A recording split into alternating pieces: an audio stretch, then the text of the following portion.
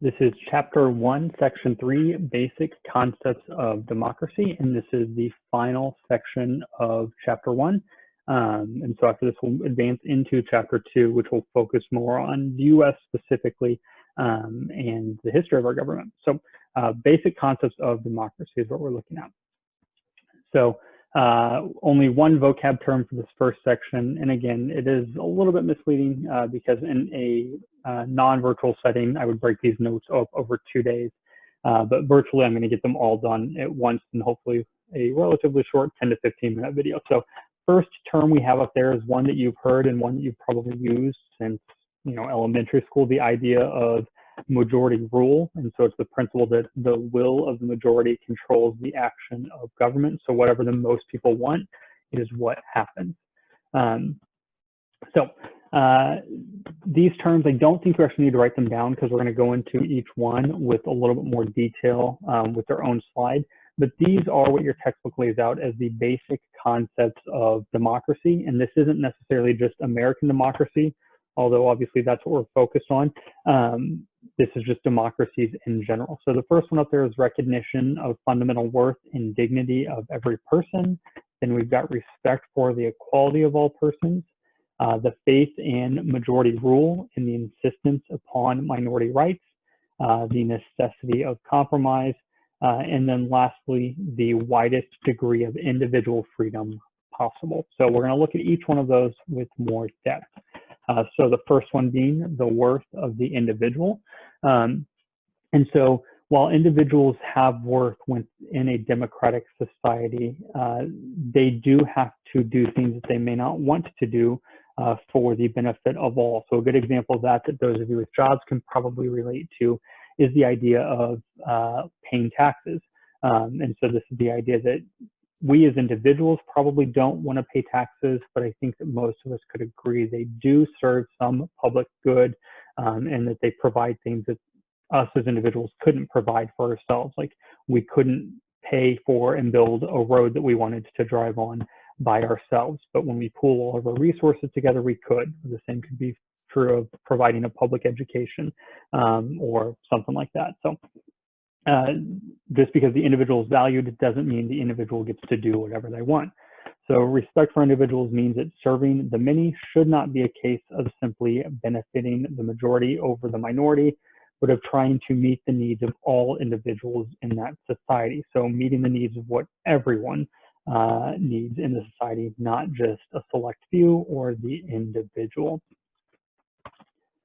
The next foundation of democracy is the idea of equality of all persons. And your textbook even points this out, that this is something that we strive for in a democracy, not something that has been attained. So the idea of equality of all persons is that all citizens are entitled to equality of opportunity and equality before the law. And that should not be held back based on gender, race, religion, sexual orientation. People should not be held back by things that are not within their control. And so people must be free to develop fully as they wish. And then achieving this goal is something that is ongoing. And your textbook points that out, that in the United States specifically, progress has been made towards this, but certainly equality has not been achieved.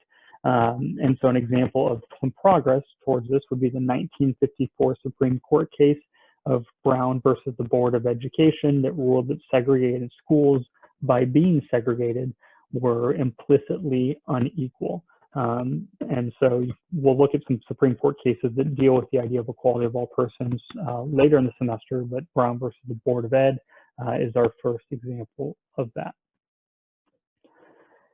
Democracy also holds the idea of majority rules, but the minority still has rights. And when we're talking minority here, we are not talking about the term minority as it is sometimes used to refer to races that are not in the majority. We're talking specifically the idea of a minority being whatever group is smaller than another group. That could be when we're looking at issues of groups that prefer universal health care versus not, or something like that, or Democrats and Republicans. So a democracy holds that the majority will be right more often than it is wrong and will be right more often than any small group of people. That doesn't mean the majority is going to be right all the time. It will just be right more often than if a small group was asked, and it will be more often correct rather than not.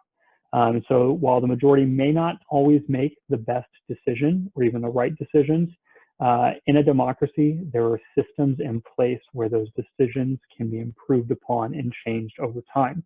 And as we go through this class focused on the United States government, we'll see some ways that exist for us to improve on the structures that are set up. And so even when the majority wins, they have to respect the rights of the minorities and listen to their viewpoints. So let's say, actually 2016 is a bad example because of some quirks in our electorate system. The majority didn't win the election because Hillary Clinton did receive more votes than Donald Trump. But let's act like in the most presidential election circumstances, the person who receives the most votes becomes president. And again, we'll talk about the Electoral College in a couple months. But the person who receives the most votes becomes president. That doesn't mean the people that voted for the other party are not represented or kicked out of the country. They still have rights as U.S. citizens, and their viewpoints are still listened to. So on a normal class, that would be kind of the end of the notes, but I do want to fit both sections of notes into this one slide. So we've got two more vocab terms. Both are terms you have seen before, and this is just putting their vocabulary into the context of the content. So a compromise is blending, adjusting competing views and interests. And then a citizen is someone who holds certain rights and responsibilities within the state. I don't think either one of those would be new for anyone, but just again, putting them in context of our content. So looking at compromise a bit closer, it is one of the keys to democracy. In order for a democracy to be successful, compromise has to exist, because in a society where all individuals are equal, they're going to have different opinions on the best solutions to problems. And so many of those solutions will require compromise. And this is because most issues can be addressed in several different ways. And so determining which way is best often requires some degree of compromise. So a give and take from both sides so that an agreed upon solution can be created. And so compromise is a way of reaching majority agreement. They're not necessarily always good or necessary, but in most cases they are. So it's a way to get both sides. If we've got an issue and one group says it should be this way and another one says it should be this way, well, if we can find a middle ground, we're likely to then get a majority reaching an agreement, which in a democracy is necessary. The last, I believe, actually, no, it's not quite, but close. The next tenet of democracy is the idea of individual freedom. And so this is something that we value in our country, but it doesn't mean that you can do whatever you want. So democracy cannot allow complete individual freedom because this could lead to anarchy and lawlessness. Instead, in a democracy, you have as much freedom as possible, as long as you're not infringing upon the rights of another individual. Your textbook has a quote about you're free to swing your arms as wildly as you want until your fist meets someone's nose or something along those lines. And that's the idea that you're free to do what you want until your freedoms start to infringe upon mine.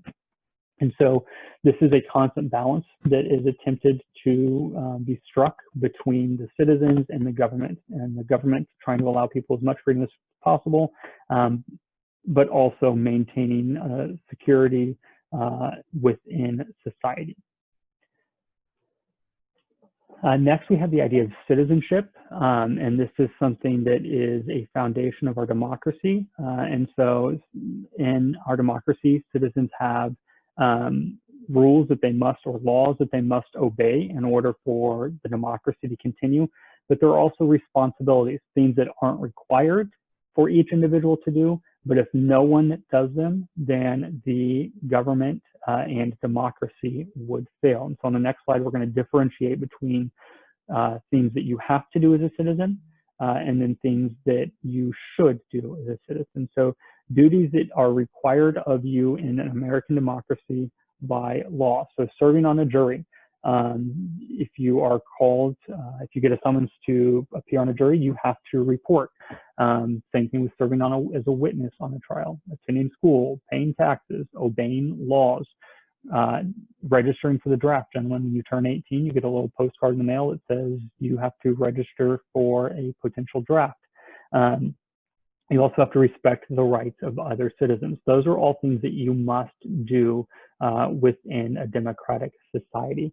The other column, the responsibilities, are things that if no one did, the democracy would fail. So voting, someone has to vote. If people don't vote, the democracy doesn't exist.